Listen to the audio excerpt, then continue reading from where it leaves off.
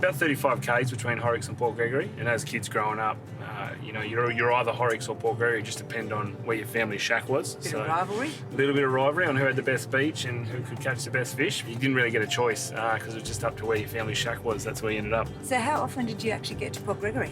Probably got out here a lot more when I got my licence, was able to visit mates and were able to come out to Lucky Bay, which is around the corner, which is a great forward driving spot. We used to go out there camping, which I can show you there in a minute, but hey, check this spot out here. In a word, wow. The colour of the aptly named Pink Lagoon is caused by algae. And sometimes of the day and year, it can be more vibrant than others.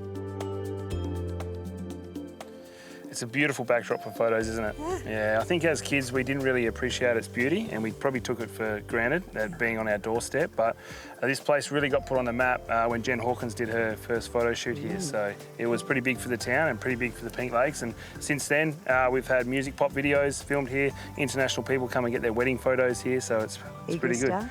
Yes. Okay. Just, we won't go with the DWO reporters. You look far better. Look at that.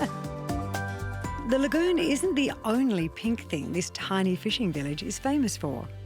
What's the fishing really like here at Port Gregory? So the fishing here is great. There's a long stretch of beach where you can get up there and you can catch a lot of tailor off the beach, and there's a lot of little gullies where you can catch a fair bit of mulloway, which is fantastic.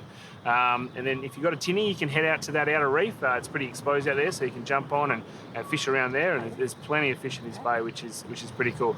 Some people have said that they've caught some pink snapper off the beach here. But the beach? Well, we talked about that rivalry before. I think they kind of made those stories up to kind of outdo Horrocks. I still don't believe it because I've never seen it.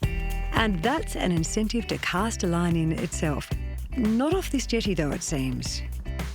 What's the story with that jetty? There's no water under that jetty anymore, which is quite bizarre because as kids, we used to be able to jump off, do bombies, used to be able to walk underneath the jetty. All the cray boats used to come in and drop off all their crays. And so the sand's pushed itself in over the years and can't jump off it anymore. So a lot of snorkeling we still do around here. It's a great place for snorkeling.